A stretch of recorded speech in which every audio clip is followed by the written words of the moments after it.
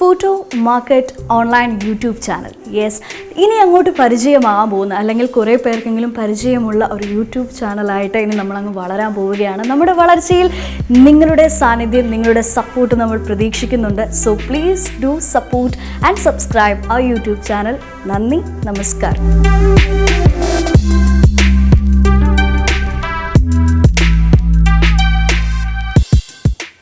Photo market ഓൺലൈൻ്റെ എല്ലാ പ്രേക്ഷകർക്കും ഞങ്ങളുടെ ഹൃദയം നിറഞ്ഞ വിഷു ആശംസകൾ.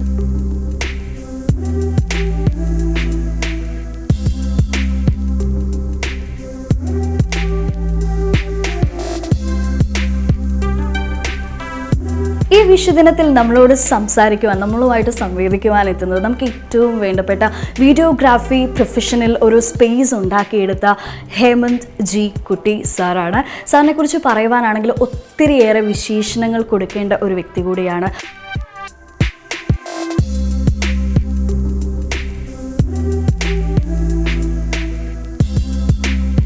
ഒരുപാട് വീഡിയോഗ്രാഫി വർക്ക്ഷോപ്പുകൾ സംഘടനകൾക്ക് വേണ്ടിയിട്ടും സ്ഥാപനങ്ങൾക്ക് വേണ്ടിയിട്ടും നടത്തുന്ന ഒരു വ്യക്തിയാണ്.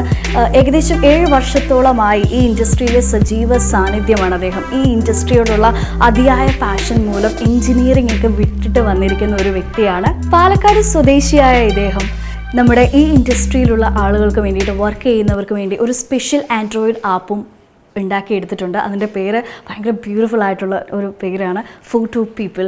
ആൻഡ് അദ്ദേഹത്തോട് സംവദിക്കുന്നത്, നമുക്ക് വേണ്ടി നമ്മുടെ ഈ ഒരു ഓൺലൈൻ ചാനലിന് വേണ്ടി സംവദിക്കുന്നത് Opsins academy director and photography trainer ആയിട്ടുള്ള സലേഷ് ഒപ്സിൻസ് ആണ്. സോ നമുക്ക് ആ ഒരു ഇൻ്റർവ്യൂ കണ്ടതിന് ശേഷം തിരിച്ചു വരാം.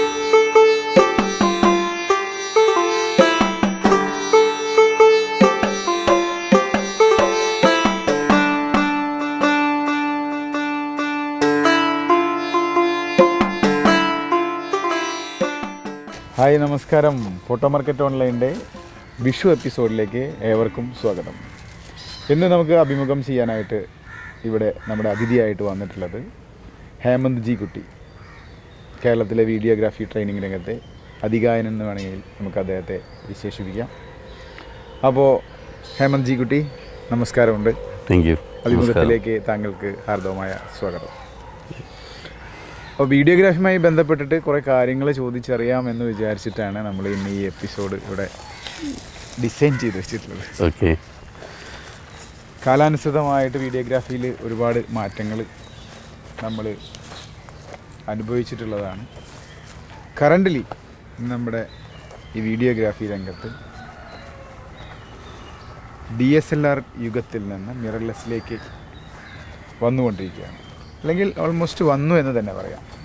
എന്തൊക്കെ മാറ്റങ്ങളാണ് കറൻ്റ്ലി നമ്മൾക്ക് അവൈലബിൾ ആയിട്ടുള്ളത്, അത് എത്രമാത്രം സപ്പോർട്ടീവാണ് എന്നുള്ള കാര്യങ്ങളൊക്കെ ഒന്ന് താങ്കളുടെ ഒരു വിലയിരുത്തൽ പ്രതീക്ഷിക്കും. തീർച്ചയായും മിറർലെസ് എന്ന് പറയുമ്പോൾ തീർച്ചയായും പുതിയ ഒരു ടെക്നോളജി തന്നെയാണ്. നമ്മുടെ എല്ലാം ഇത്രയും കാലം ഒരു 10-12 വർഷമായിട്ട് DSLR-ൽ തന്നെ വീഡിയോഗ്രാഫി ചെയ്തിരുന്നവർ പെട്ടെന്നൊരു മാറ്റം വരികയാണ്. DSLR ഒരു 10-12 വർഷം ഉണ്ടായിരുന്നു. എൻ്റെ ഒരു ഇതിൽ വളരെ പ്രചാരത്തിലായിട്ട് ഒരു 4 വർഷം അല്ലേ ആയിട്ടുള്ളൂ. വെഡിങ് വീഡിയോഗ്രാഫി രംഗത്ത് വന്നിട്ടൊരു 4-5 വർഷം. വീഡിയോ എടുക്കാൻ തുടങ്ങിയിട്ട് ഓൾമോസ്റ്റ് കുറച്ചായിട്ടുണ്ട് DSLR-ൽ. വെഡിങ് വീഡിയോഗ്രാഫി രംഗത്ത് വരാത്തതിൻ്റെ മെയിൻ കാരണം ഒന്നാമത് ഇത് ഫോക്കസ് ചെയ്ത് ഫോളോ ചെയ്ത് കൊണ്ടുപോകാൻ പറ്റാത്തതുകൊണ്ടായിരുന്നു, കണ്ടിന്യൂസ് ഫോക്കസ്. പിന്നെ ആൾക്കാർ അതിൽ ട്രെയിനായി. ഇപ്പോൾ ഏതൊരു സാധനം ഉണ്ടെങ്കിലും കുറച്ച് കഴിയുമ്പോഴേക്കും അതിൽ ട്രെയിനായി കണ്ടിന്യൂസ് ഫോക്കസും കാര്യങ്ങളും ഇല്ലെങ്കിലും കട്ട് ഷോട്ടുകളും കാര്യങ്ങളുമായിട്ട് മാറി. അതിൻ്റേതായ ഭംഗിയും കാര്യങ്ങളും വന്നു. മിറർലെസ് എന്ന് പറയുമ്പോൾ അത് ഫുള്ളായിട്ട് ഡിജിറ്റൽ ആവുന്നൊരു ടെക്നോളജിയിലേക്ക് വന്നതാണ്. ക്യാമറയുടെ മിറർ ഒഴിവാവുകയും ഡയറക്റ്റായിട്ട് സെൻസറിലോട്ട് ലൈറ്റ് വരികയും അതാണ് സംഭവിക്കുന്നത് ഇതിൽ. അങ്ങനെ വരുമ്പോൾ ഇതിൻ്റെ മെയിനൊരു നമുക്ക് കാണാൻ പറ്റാവുന്നൊരു മാറ്റം പറയുന്നത് ക്യാമറയുടെ വലിപ്പത്തിലുള്ള ചേഞ്ചാണ്. ചെറിയ ക്യാമറയാണ്, സൈസ് കുറഞ്ഞു വരികയാണ്, ഹാൻഡിൽ ചെയ്യാൻ ഈസിയാവും. ഓക്കെ. സപ്പോർട്ടിങ് ആക്സസറീസ് ഈസി ആയിട്ട് കൊണ്ടു നടക്കാൻ പറ്റും അതിൽ. അതുപോലെ ഇപ്പോൾ നമ്മുടെ ഗിംബൽസ്, ക്രെയിൻസ് അതിലൊക്കെ യൂസ് ചെയ്യുമ്പോൾ കുറച്ചും കൂടി ഈസി ആയിട്ട് വരും. അപ്പോൾ ഇത്രയും കാര്യങ്ങളൊക്കെയാണ് ഇതിൻ്റെ പ്രൈമ ഫേസി വരുന്ന ചേഞ്ചസ്. പിന്നെ ഇതിൽ ടെക്നോളജിക്കലി ഇതിൽ കുറേ ചേഞ്ചസ് വന്നിട്ടുണ്ട്. കാരണം നമുക്ക് DSLR-ൽ ചെയ്യാൻ പറ്റാത്ത കുറേ കാര്യങ്ങൾ നമുക്ക് മിറർലെസ്സിൽ ചെയ്യാൻ പറ്റാറുണ്ട്. ഫോർ എക്സാമ്പിൾ ഇപ്പോൾ ഫോളോ ഫോക്കസ് കുറച്ചും കൂടി നന്നായിട്ട് നമുക്ക് മിറർലെസ്സിൽ കിട്ടും. അതിൻ്റെ മെയിൻ ഒരു കാരണം എന്താണെന്ന് വെച്ചാൽ ഇതിൻ്റെ സെൻസറിൽ തന്നെ ഓട്ടോ ഫോക്കസിങ് പോയിൻറ്റ്സ് DSLR-നെ അപേക്ഷിച്ച് ഒരുപാട് കൂടുതലുണ്ട്. ഒരുപാടെന്ന് വെച്ചാൽ DSLR-ൻ്റെ ഫോക്കസിങ് ടെക്നോളജിയും മിറർലെസ്സിൻ്റെ ഫോക്കസിങ് ടെക്നോളജിയും വളരെയധികം വ്യത്യാസമുണ്ടെന്ന് മനസ്സിലാക്കുന്നത്. വളരെ അധികം വ്യത്യാസം എന്ന് പറഞ്ഞു കഴിഞ്ഞാൽ ശരിക്കും എൻഹാൻസ്മെൻ്റ് ആണ് ചെയ്തിട്ടുള്ളത്. മിറർ ഉള്ള DSLR ക്യാമറയിലും ഫോക്കസ് ചെയ്യാൻ പറ്റും. ഇപ്പോൾ Canon 5D അതിലൊക്കെ നമുക്ക് ലൈവ് മോഡിലിട്ട് കഴിഞ്ഞ് വെച്ചാൽ കുറച്ച് നേരം പിടിച്ചാൽ ചിലപ്പോൾ ഫോക്കസ് ആയി എന്ന് വരും. പക്ഷേ അതൊരു കറക്റ്റായിട്ടുള്ളൊരു സംഭവമല്ല. നമുക്ക് വെഡ്ഡിങ്ങിന് അല്ലെങ്കിൽ വീഡിയോഗ്രാഫി ചെയ്യുന്ന സമയത്ത് അത് നമുക്ക് ഒരിക്കലും അത് അക്സെപ്റ്റ് ചെയ്യാൻ പറ്റില്ല. വെറുതെ ഫോക്കസ് ചെയ്ത് നോക്കാൻ വേണ്ടി നമുക്ക് ചെയ്യാമെന്ന് മാത്രമേ ഉള്ളൂ. അപ്പോൾ മിറർലെസ് ആകുമ്പോൾ ആ ഒരു പ്രശ്നം വരുന്നില്ല. അതാണ് അതിൻ്റെ ഏറ്റവും വലിയൊരു മാറ്റം കാണുന്നത്. ഇതിലേക്കുള്ളൊരു ചാലഞ്ച് എന്ന് പറയുമ്പോൾ നമുക്കിതിൻ്റെ ലെൻസുകളുടെ അഡാപ്റ്റബിലിറ്റി, അതാണ് മെയിനായിട്ട് വരുന്നത്. മിറർലെസ്സിന് തീർച്ചയായിട്ടും നമുക്കിപ്പോൾ നമ്മുടെ DSLR-ൽ ഉപയോഗിച്ചിരുന്ന ലെൻസുകൾ ഡയറക്റ്റായിട്ട് പോകില്ല. കാരണം മൗണ്ട് പറയണം എല്ലാറ്റിൻ്റെയും. അപ്പോൾ മൗണ്ട് മാറ്റാൻ എന്തായാലും മാറ്റിയേ പറ്റൂ. കാരണം ഫ്ലാഞ്ച് ഡിസ്റ്റൻസ് ഒരുപാട് വ്യത്യാസം വരുന്നുണ്ട്. സെൻസറിൽ നിന്ന് നമ്മുടെ ലെൻസിലേക്ക് വരുന്നത് കുറയാണ്. അപ്പോൾ അതിനനുസരിച്ചാണ് ഇതിൻ്റെ മൗണ്ട് ഡിസൈൻ ചെയ്തിട്ടുള്ളത്. കമ്മ്യൂണിക്കേഷൻസ് കൂടുതൽ വരുന്നുണ്ട് ലെൻസും ക്യാമറയും തമ്മിൽ.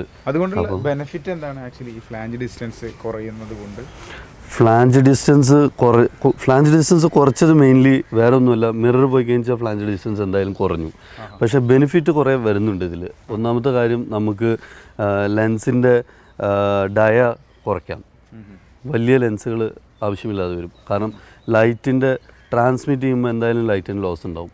അപ്പോൾ ലൈറ്റിൻ്റെ ഈ ട്രാൻസ്മിഷൻ ഡിസ്റ്റൻസ് കുറയുകയാണ്.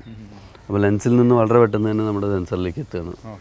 അപ്പോൾ അതിൻ്റെ ഇടയിൽ വരുന്ന കുറേ ലൈറ്റിൻ്റെ പ്രോപ്പർട്ടീസ് ചേഞ്ച് ആവുന്നുണ്ട്. അതൊക്കെ നമുക്കതിൽ ബെനിഫിറ്റ്സ് ആയിട്ട് കിട്ടും. ഇനി ഒരു കാര്യം ചോദിക്കാനുള്ളതെന്ന് വെച്ചാൽ, ഈ വീഡിയോ പ്രോസസ്സിങ്ങുമായിട്ട് ബന്ധപ്പെട്ടിട്ടുള്ള കാര്യങ്ങൾ. വീഡിയോ പ്രോസസ്സിംഗ് എന്ന് പറയുമ്പോൾ ഈ പുതിയ ക്യാമറകളിൽ മിറർലെസ് വന്നതോട് കൂടിയിട്ട് ഇപ്പോൾ കേൾക്കുന്നു റോ ഫോർമാറ്റിൽ വീഡിയോ ഷൂട്ട് ചെയ്യാനായിട്ട് പറ്റും എന്നുള്ള ഒരു ഇത് കേൾക്കുന്നു. Raw format. അപ്പോൾ ഈ റോ ഫോർമാറ്റ് എത്രത്തോളം ഹാൻഡ്ലിങ് ഈസിയാണ്? പലരും ഇപ്പോഴും ഈ ഫോട്ടോ എടുക്കുന്ന കേസിൽ റോ ഫോർമാറ്റ് പലരും ഇപ്പോഴും അങ്ങനെ ഉപയോഗിച്ച് കാണുന്നില്ല. പക്ഷേ ഈ വീഡിയോൻ്റെ കാര്യത്തിൽ എത്രമാത്രം? അതേപോലെ തന്നെ ഈ ലോഗ് ഫയൽസും റോ ഫോർമാറ്റും തമ്മിലുള്ള ഒരു വ്യത്യാസം, അല്ലെങ്കിൽ അതുകൊണ്ടുള്ള ബെനിഫിറ്റ്, ഇതൊക്കെ നമ്മുടെ പ്രേക്ഷകർ കുറച്ചുകൂടി അറിയുകയാണെങ്കിൽ അവർക്ക് കുറച്ചുകൂടി ബെറ്ററായിട്ട്. അതെ, നമുക്ക് ഈ ഒരു മിറർലെസ് ടെക്നോളജി വന്നതിൻ്റെ ഒപ്പമാണ് ഈ ആൾക്കാരൊക്കെ മെയിനായിട്ട് ലോഗിലേക്ക് പോകാൻ തുടങ്ങിയത്. ലോഗ് എന്ന് വെച്ചാൽ ക്ലോസ് ടു റോ.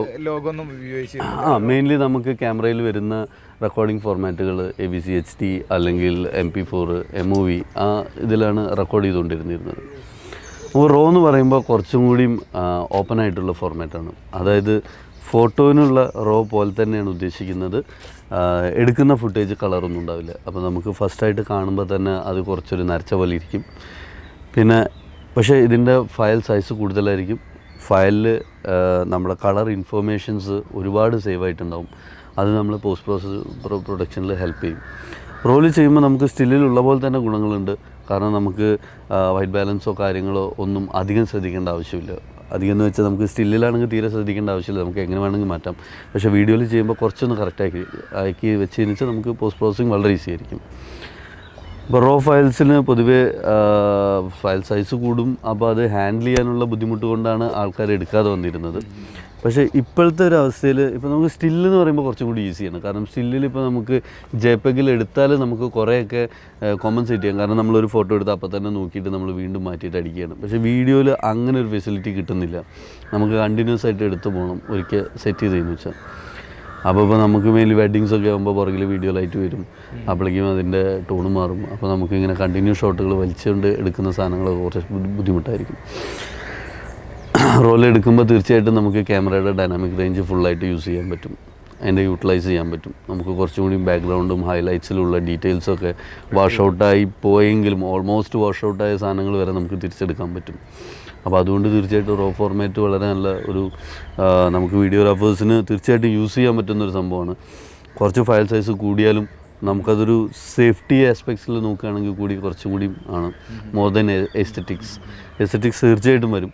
നമ്മൾ കളർഫുള്ളായിട്ടുള്ള ഡ്രസ്സൊക്കെ ഇട്ട് നമ്മൾ ഹൈലൈറ്റ് ഏരിയയിലൊക്കെ ഇപ്പോൾ നല്ല ഉച്ച സമയത്തൊക്കെ ബീച്ചിലൊക്കെ ഷൂട്ട് ചെയ്യുന്ന സമയത്ത് തീർച്ചയായിട്ടും നമ്മൾ ഇങ്ങനത്തെ റോളാണ് ചെയ്യുന്നതെങ്കിൽ നമുക്ക് റൂമിൽ പോയിരുന്ന് കഴിഞ്ഞ് വെച്ചാൽ നമുക്ക് എഡിറ്റ് ചെയ്യുമ്പോൾ എല്ലാ സോഫ്റ്റ്വെയർസും ഇപ്പോൾ സപ്പോർട്ട് ചെയ്യുന്നുണ്ട് റോ. ഓൾമോസ്റ്റ് എല്ലാ ക്യാമറാസിലും റോ എന്ന് പറയുമ്പോൾ ലോക്ക് ഫയൽസാണ്, റോ അല്ല, ആക്ച്വൽ റോ അല്ല വരുന്നത്, ലോക്ക് ഫയൽസാണ് ഇതിൽ വരുന്നത്. സോണിയുടെ ആണെങ്കിൽ S-Log ഉണ്ട്, C-Log ഉണ്ട്, കാനണിൻ്റെ. ഓക്കെ, അങ്ങനെ എല്ലാവരും ഇത് ഡെവലപ്പ് ചെയ്തുകൊണ്ടിരിക്കുന്നുണ്ട്. S-Log ആദ്യം S-Log വന്നു, പിന്നെ S-Log 2 ആയി. ഓക്കെ, അങ്ങനെ മാറി മാറി വരുന്നുണ്ട്. ലോഗ് ഫയൽസും റോ ഫയൽസും രണ്ടും രണ്ട് തന്നെയാണ്. ശരിക്കും പറഞ്ഞാൽ രണ്ടാണ്, സെയിം അല്ല, റോ അല്ല. നമ്മൾ ഈ റോ ഫോർമാറ്റിൽ ഒരു വീഡിയോഗ്രാഫറെ സംബന്ധിച്ച്, ഇപ്പോൾ ട്രഡീഷണൽ അല്ലെങ്കിൽ വെഡ്ഡിങ് വീഡിയോ എടുക്കുന്നവരെ സംബന്ധിച്ച് ഈ റോ ഫോർമാറ്റ് എത്രത്തോളം പ്രായോഗികമാണ്? അത് നമുക്കിപ്പോൾ വെഡ്ഡിങ് വീഡിയോ എടുക്കുമ്പോൾ ഒരു 4-5 ഡിഫറെൻറ്റ് ലൈറ്റിംഗ് സിറ്റുവേഷനാണ് വരുന്നത്. ഒന്ന് വീട്ടിൽ മേക്കപ്പിൻ്റെ സ്ഥലം, പിന്നെ ഒന്ന് പുറത്തിറങ്ങുന്ന ആ ഒരു രാവിലത്തെ ആ ഒരു സമയത്ത് വരുന്ന നമ്മുടെ പുറത്തുള്ള ലൈറ്റ്, പിന്നെ നമ്മൾ ഹാളിൽ കയറുമ്പോൾ ഹാളിലെ ഓഡിയൻസിൻ്റെ സൈഡ് ഒരു ലൈറ്റായിരിക്കും, സ്റ്റേജ് വേറൊരു ലൈറ്റായിരിക്കും, അത് കഴിഞ്ഞ് തിരിച്ചിറങ്ങി കാറിൽ കയറുന്ന സമയം. അപ്പോൾ ഇത്രയും സമയത്താണ് നമുക്കിതിൽ മെയിനായിട്ട് വരുന്നത്. നൈറ്റൊക്കെ പാർട്ടികളും കാര്യങ്ങളും ഉണ്ടെങ്കിൽ അതിൻ്റേതായ ഡിഫറൻസ് വേറെ ഉണ്ടാവും. അപ്പോൾ ഇത്രയും ഒരു 4-5 സെക്ഷനിലാണ് നമുക്കിത് വരുന്നുള്ളൂ. ഇതിൽ നമുക്ക് LUT യൂസ് ചെയ്തിട്ട്, ലൈറ്റ് യൂട്ടിലിറ്റി ടേബിൾസ് ഉണ്ട്, ലുക്കപ്പ് ടേബിൾസ് ഉണ്ട്. ഈ ലുക്കപ്പ് ടേബിൾസ് യൂസ് ചെയ്തിട്ട് നമുക്ക് ഈസി ആയിട്ട് കളർ ഗ്രേഡ് ചെയ്യാവുന്നേ ഉള്ളൂ. ഒരു ഷോട്ടിനെ നമ്മൾ കളർ ഗ്രേഡ് ചെയ്ത് കഴിഞ്ഞു വെച്ചാൽ അതേ ഡീറ്റെയിൽസ്, അതേ ടേബിള് നമുക്ക് ബാക്കിയുള്ള ഷോട്ടുകളിലും അതേപോലെ അതുമായിട്ട് സിങ്ക് ചെയ്ത് പോകുന്ന എല്ലാ ഷോട്ടുകളിലും ഒരു ലെയർ ഉണ്ടാക്കി അതിൻ്റെ മേലെ ഇട്ടാൽ മതി. ഈസി ആയിട്ട് കളർ കറക്ഷൻ നടക്കും. നമ്മൾ ഉദ്ദേശിക്കുന്ന അത്രയും ബുദ്ധിമുട്ടില്ല. റോ ഫോർമാറ്റ് എന്ന് പറയുമ്പോൾ ഒരുപാട് ഇൻഫോർമേഷൻസ് അടങ്ങിയിട്ടുള്ള ഇതാണ്. അപ്പോൾ ഈ മെമ്മറി കാർഡുകൾ അത്രയും കപ്പാസിറ്റി ഉള്ളത് യൂസ് ചെയ്യണം. അതേപോലെ തന്നെ ഇത് അത്രയും റീഡിങ്ങും റൈറ്റിങ്ങും ഒക്കെ നടക്കണമെങ്കിൽ അത്രയും സ്പീഡിൽ ഇന്നത്തെ കാലഘട്ടത്തിലെ മിറർലെസ് ക്യാമറകൾ അത്രയും സുസജ്ജമാണോ? വളരെ ഫാസ്റ്റായിട്ടുള്ള ഒരു ക്യാമറകൾ സുസജ്ജമാണ്. കാരണം ക്യാമറ സപ്പോർട്ട് ചെയ്യുമെങ്കിൽ മാത്രമാണ് കമ്പനി അതിൽ ഇങ്ങനെ ഒരു ഫോർമാറ്റ് കൊടുക്കുള്ളൂ. കാർഡുകളും ഉണ്ട്, കമ്പാരിറ്റീവ്ലി കോസ്റ്റ്ലിയാണ്. കാരണം റൈറ്റ് റീഡ് സ്പീഡ് കൂടണം, അതേപോലെ കമ്പ്യൂട്ടേഴ്സും ഫാസ്റ്റ് ആയിരിക്കണം. കാരണം കൂടുതൽ പ്രോസസ്സിങ് നടക്കും. നമ്മൾ എഡിറ്റ് ചെയ്യുമ്പോഴൊക്കെ പ്രോസസ്സിങ് ഗ്രാഫിക്സൊക്കെ കൂടുതൽ യൂസ് ചെയ്യുന്നത്. ഇപ്പോൾ നമുക്കറിയാം, നമ്മൾ Pentium 4 ആയിരുന്ന സമയത്ത് നമ്മൾ വീഡിയോ എഡിറ്റിംഗ് ചെയ്തിട്ടുണ്ടായിരുന്നു കമ്പ്യൂട്ടറിൽ, അല്ലേ? എന്നാൽ ഇന്നത്തെ കേസിൽ നമുക്ക് ആ Pentium 4 മെഷീനിൽ വെച്ച് എഡിറ്റ് ചെയ്യാൻ പറ്റില്ല. വീഡിയോഗ്രാഫിയെക്കുറിച്ചുള്ള ഒരുപാട് വിശേഷങ്ങൾ നമ്മൾ ഇന്ന് ഹേമൻജിയിൽ നിന്നും അറിഞ്ഞു, അല്ലേ? ഇനിയും ഒരുപാട് വിശേഷങ്ങൾ നമുക്ക് അറിയാനുണ്ട്. അത് അടുത്ത എപ്പിസോഡിലാണ്. എനിക്കറിയാം നിങ്ങളെല്ലാവരും അതിനുവേണ്ടി വെയിറ്റ് ചെയ്യുമെന്ന്.